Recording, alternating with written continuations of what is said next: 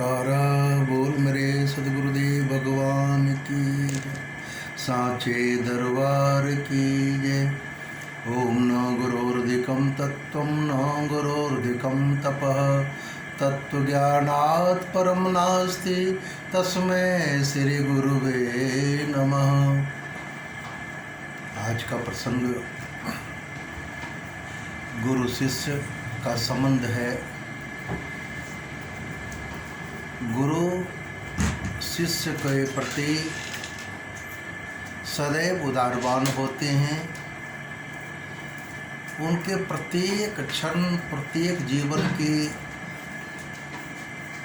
कार्यकलाप सेवा साधना का ख्याल करते हुए परम पथ परमार्थ की ओर अग्रसर करते हैं।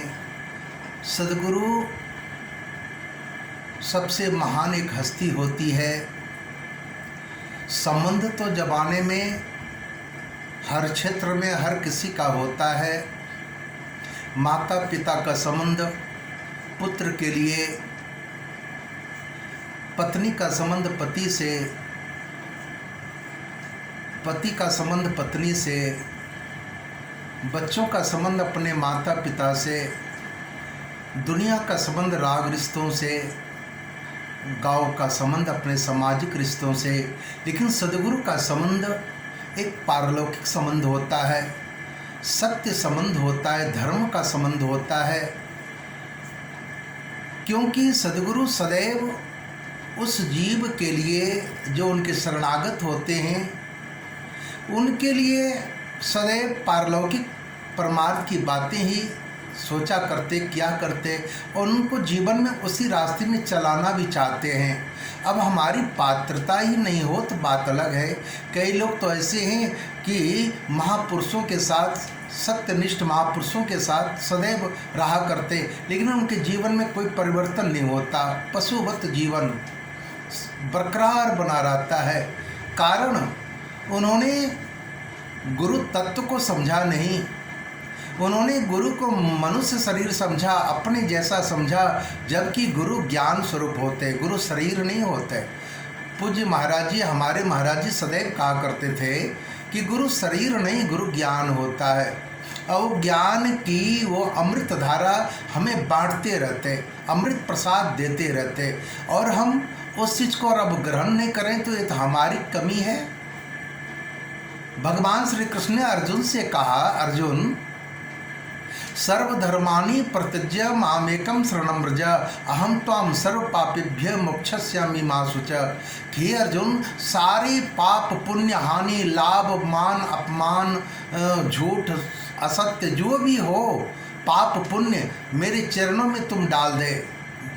जो भी सद्गुण अवगुण है तुम्हारे पास, और फिर तुम्हें मैं निष्पाप बना दूंगा। सद्गुरु तो निष्पाप बनाते हैं। अंगुली माल डाकू को जब निष्पाप कर दिया महात्मा बुद्ध ने, संत बालिया जिसको संत वाल्मीकि महाराज जिन्होंने रामायण लिखा, डाकू बालिया थे। नारद जी के कृपा से, उनके संगति से वो संत बन गए।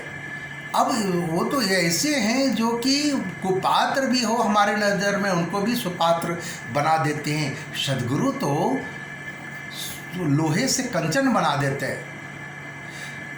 ठीक है, सोना पारस मणि पत्थर जो है सोना बना देता है, लेकिन सद्गुरु तो करते, सद्गुरु करे आप समाना। सद्गुरु तो जिनका हाथ पकड़ते, जिनको वो अपना दया दे देते हैं, जो उनके लायक पात्र बन जाता है, उनको अपने समान बना देते हैं। इतने बड़े उपकारी सद्गुरु होते।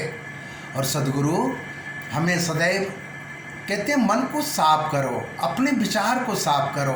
हम तो उनके शरण में बैठते हैं, उनके सन्निकट बैठते हैं, लेकिन मन मेरा फरेब करता है, कभी घर की ओर, कभी राग रिश्तों में, कभी कहीं, कभी कहीं। महाराज कहते हैं तुम अपने मन को बिल्कुल खाली कर दो। सद्गुरु मन को खाली करने के लिए कहता है, तब उस खाली पात्र में परम प्रसाद जमा होगा। लेकिन मेरा मन तो कई तरह के उनके पास बैठते भी हैं तो मन मेरा कभी किसी शहर में, किसी रिश्ते में, किसी जगह, किसी के पास दौड़ा करता है। इसलिए उनकी बातों का असर मेरे मनमानस पर नहीं होता। जिन्होंने भी पाया सबको खो दिया तब पाया। हम खोते नहीं, हम पकड़े रहते, कभी दोनों आनंद मिले, लौकिक और पारलौकिक ऐसा हो नहीं सकता। जिनको भी वो परम आनंद मिला वो तुच्छ आनंद को छोड़ना पड़ा, खुद ही की दुनिया को मिटाना पड़ा। हम खुद ही को दुनिया को मिटाते नहीं, हम खुदा की दुनिया की तमन्ना करते, आस करते, उसकी प्रति हमारी इच्छा होती। लेकिन इच्छा तो जब तक हम एक जगह छोड़ेंगे नहीं, दूसरी जगह आनंद कहाँ से मिलेगा। मैंने अपने मन को तो, अपने प्रेम को तो कई जगह बांट रखा है, बच्चों में, पति में, पत्नी में, राग में, रिश्ते में, दुनिया में, कुटुंब कबीले में। तो फिर वो परम आनंद मिले कैसे। वो उन्हीं को मिलता है जो एक निष्ठ भाव अपने प्रियतम में स्थिर कर देता है। मेरो तो गिरधर गोपाल दूसरो न कोई, तभी होगा।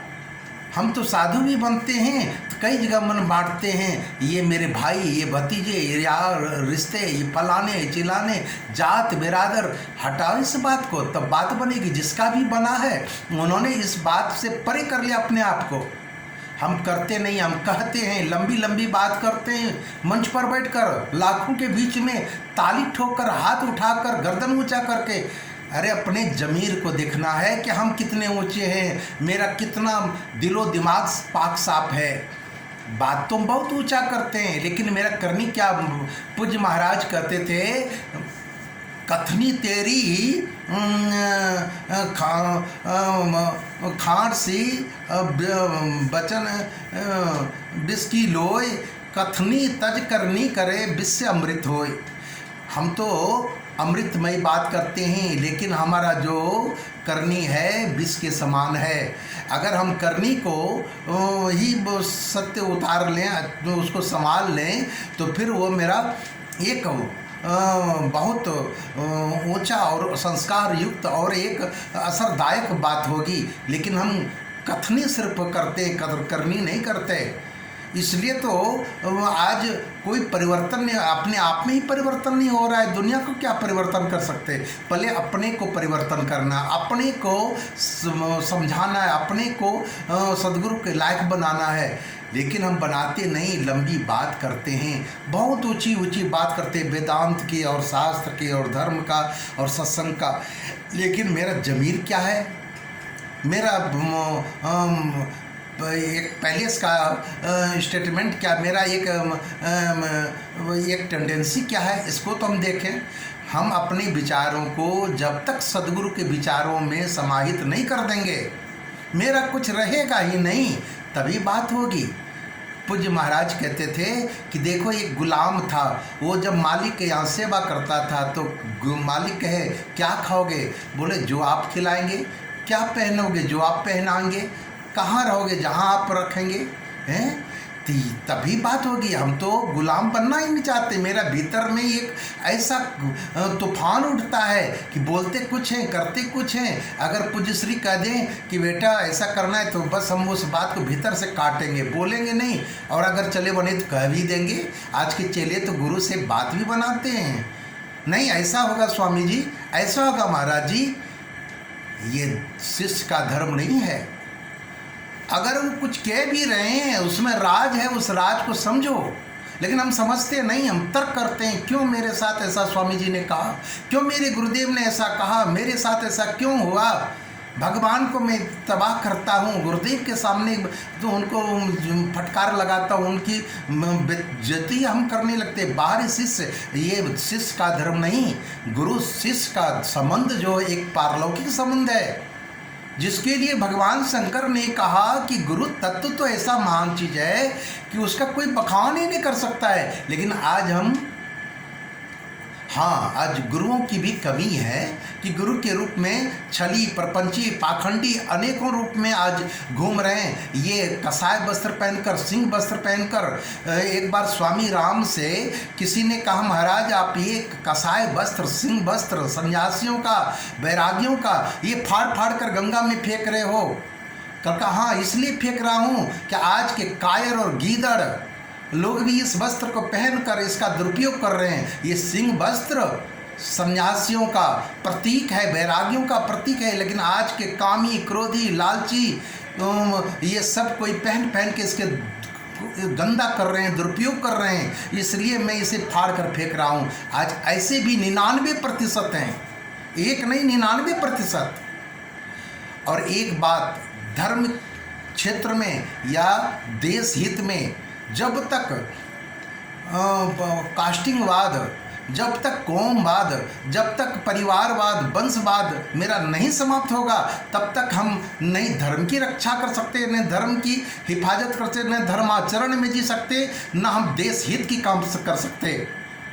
हमें एक बात का गौरव है कि हमारे पीएम साहब, प्रधानमंत्री जी श्री मोदी साहब, श्री नरेंद्र दास मोदी साहब का ये लैंग्वेज है कि मैं कभी परिवारवाद, जातिवाद और वंशवाद पर भरोसा नहीं करता हूँ। मुझे देश का एक एक क्षण हित हमारे दिल में समाया हुआ है। उन महापुरुषों का मैं तारीफ करता हूँ, साधुवाद देता हूँ, जिनका ऐसा विचार है, संस्कार है, वही देश का उत्थान भी कर सकता है, धर्म के प्रति आस्था हो सकता है, चराचर लोगों के प्रति आस्था उसकी हो सकती है। और उनका यही लैंग्वेज है। 130 करोड़ पब्लिक मेरे साथ है, उनका विश्वास मेरे साथ है, उनका आशीर्वाद मेरे साथ है, तभी तो देश आज खुशहाल है। आज उसी तरह धर्म के क्षेत्र में भी हमें बनना पड़ेगा। लेकिन आज बड़े बड़े महारथी लोग लंबी वेदांत की बात करते हैं, लेकिन उनका कार्यशैली देखकर हंसी आती है। अपने मठ के इंचार्ज भतीजे को बनाते हैं, रिश्तेदार को बनाते हैं, कुटुंब कबीला को बनाते हैं, जबकि ये मेरा उद्देश्य नहीं होना चाहिए। मेरा साधु धर्म का ये परिचय नहीं है। हम तो सबके लिए हैं, जो योग्य है वो उसका उत्तराधिकारी होगा, उसको संचालित करेगा। लेकिन आज कौमवाद, आज परिवारवाद, वंशवाद, ये दोनों जगह प्रचुर मात्रा में अधिकाधिक प्रवेश कर चुका है, जिसके कारण से धर्म क्षेत्र में भी गिरावट आ रहा है और देश के हित में भी राजनेता भी ऐसे पथभ्रष्ट निकल रहे हैं। इसलिए जब तक हम धर्म परायण नहीं होंगे, जब तक परमार्थ की वृत्ति हमारी नहीं होगी, चराचर जीवों के प्रति दया और परमार्थ की भावना नहीं होगा, परोपकार की भावना नहीं होगी, जाति पाति से ऊपर उठकर हम नहीं चलेंगे, तब तक न धर्म का कार्य होगा, न देश का कार्य होगा। और इसी में शांति और सद्भाव बनेगा।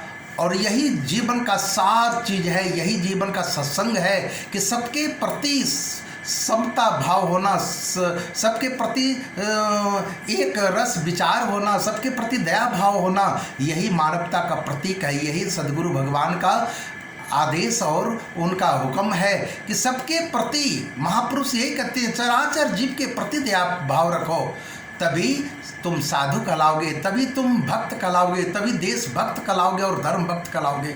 वरना बहुत कठिन है रास्ता।